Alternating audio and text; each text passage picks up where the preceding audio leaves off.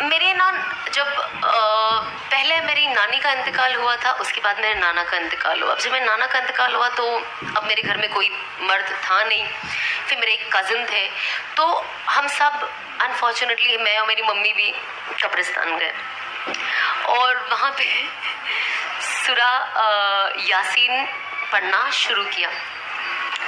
अब सबने पढ़ लिया, अब मैं पढ़ी रही हूँ, सब खड़े हैं ऐसे कि मैं कब खत्म करूंगी। मैं इतनी ऐसी मेरी स्पीड थी। तो मेरी नानी की कब्र पे पहले पढ़ी गई।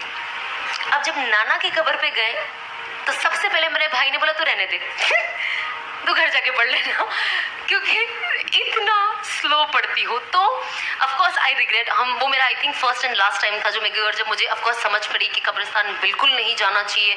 मम्मी को वो नॉलेज हमने बिल्कुल, बट वो हमारा वाहिद एक वक्त था जो हम गए थे। और मैं हमेशा कहती हूँ लोगों को कि इन सारी चीज़ों से आप बचे, जितना हो सकता है बचे। जो ना करने वाले काम है खुदा के वास्ते ना करें। मैं कहती हूँ जो भी चीज़ में थोड़ा सा भी डाउट होता है ना, वो बेहतर है छोड़ देना। इससे कोई कहता है ना डाउट है, हो भी सकता है नहीं भी हो सकता, तो मत करो, छोड़ दो, वो ज्यादा बेहतर है। तो तब मुझे ऐसा लगा यार मैं कितना स्लो पढ़ती हूँ कि इन लोगों ने मुझे पढ़ने ही नहीं दिया। बेचारे मुझे मेरे नाना नानी से बहुत हद से ज्यादा मोहब्बत थी और है। मतलब मैं रोज उन्हें याद करती हूँ, मैं कभी नहीं भूल पाती हूँ।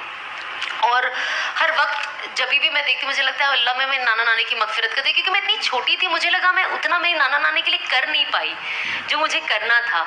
और जब खिदमत और इन सारी चीज़ों का मतलब समझ में आया ना, तब तक बहुत लेट हो चुका था। वो चले गए थे और उन्होंने पूरा बचपन मुझे पाला। मेरी नानी बेचारी, मैं स्कूल जाती थी, मेरी मुर्गी संभालती थी। अब आप समझो एक बुजुर्ग इंसान जो 60-70 साल के ऊपर हो गया, वो बेचारा चल नहीं पा रहा, मेरे चूजों के पीछे भाग रहा है कि यार मेरी नवासी आएगी, उसको मुर्गी का बच्चा नहीं मिलेगा तो वो रोने लग जाएगी। उसे कौवों से बचाती थी, डंडा लेके घूमती थी कि कौवा आएगा तो उसको मार के भगाऊंगी कि क्योंकि मुझे मुर्गी पालने का बचपन में बहुत शौक था। बेचारी का अगर पैर भी टूट जाता था तो मैं उसको हल्दी लगाती थी, लेप लगाती थी, फलाना करती थी, बहुत सारे ढोंग करती थी। तो मुझे ना वो सारी चीजें देख के याद आती थी कि हमारे नाना नानी, दादा दादी हमसे कितनी मोहब्बत करते जब हम छोटे होते हैं। अनफॉर्चुनेटली हमारे अम्मी अब्बू भी। और जब हम बड़े होते हैं और जब वो बच्चे बन जाते हैं,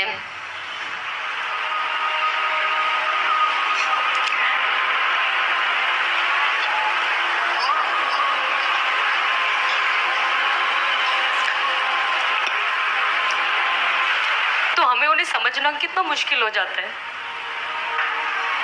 मैं हमेशा कहती हूँ माँ बाप की इज्जत करें, माँ बाप से मोहब्बत करें, और वो जो कहते हैं आपकी भलाई के लिए कहते हैं। बहुत बड़ा दर्जा है और मुकाम है माँ बाप का। कहते हैं ना जन्नत का रास्ता सिर्फ वही है। और शायद बहुत हर बार हम लोगों को ना, अब मतलब अभी तो मेरी आगे वाली नस्ल आई नहीं है, बट जब आप खुद माँ बनते हो ना, मैंने देखा ये लोगों में, तब वो समझ पाते हैं कि माँ बाप कितनी सैक्रिफाइसेस देते हैं, तब जाके वो माँ बाप बन पाते हैं। और बच्चे को संभालना और उसके पीछे 24 घंटे लगे रहना आसान काम नहीं है। तो कोशिश करें कि आप, अगर आपके माँ बाप हयात है तो आप जितना हो सके उनके लिए करें, जितना हो सके। और बिल्कुल भी किसी भी चीज़ के लिए चिड़चिड़े ना हो। ये होता है, हम यंग है ना, हम बहुत फास्ट हो गए। हमको लगता है फास्ट चलो ना, बाहर चल रहे हो तो इतना स्लो क्यों चलते हैं। माँ बाप बूढ़े हो जाते तो हमें उन्हें रेस्टोरेंट में लेके जाने शर्म आता है कि यार सही से खा नहीं सकते, स्लो खाते, फास्ट नहीं चलते। तो जब मेरी मम्मी को ब्रेन हैमरेज हुआ था ना, आई डोंट नो कितने लोगों ने इंस्टाग्राम पे मेरी मम्मी को देखा है, मेरी मम्मी अपनी दोनों आंखें खोल नहीं पाती है खुद से, तो उनको मुझे सेलो टेप लगा के रखना पड़ता है ताकि वो हम सबको देख सके और चीज़ें कर सके। तो जब मम्मी को ये हुआ ना, मैं उनको हर जगह लेके जाती थी अपने साथ घूमने। वो बहुत स्लो खाते थे। मुझे अभी भी याद है जब उनको ब्रेन हैमरेज हुआ था ना, तो वो कोमा में थे, उनको पैरालाइज हो गया था कुछ वक्त, और फिर उनको वेंटिलेटर पे रखा गया था। अब कुछ वक्त के बाद वो कहते हैं ना यहाँ से पाइप रखते तो मुंह टेढ़ा हो जाता है, तो उन्होंने उनके यहाँ पे खड्डा किया। मुझे अभी भी याद है 6 महीना मेरी मम्मी कुछ नहीं बोल पाई और वो नाक से खाना खाती थी। और फिर जब वेंटिलेटर निकला ना, मेरी मम्मी ना एक छोटा बेबी हो गई। बच्चे कैसे बात करते तोतले होके, मेरी अम्मी वैसे बात करती थी।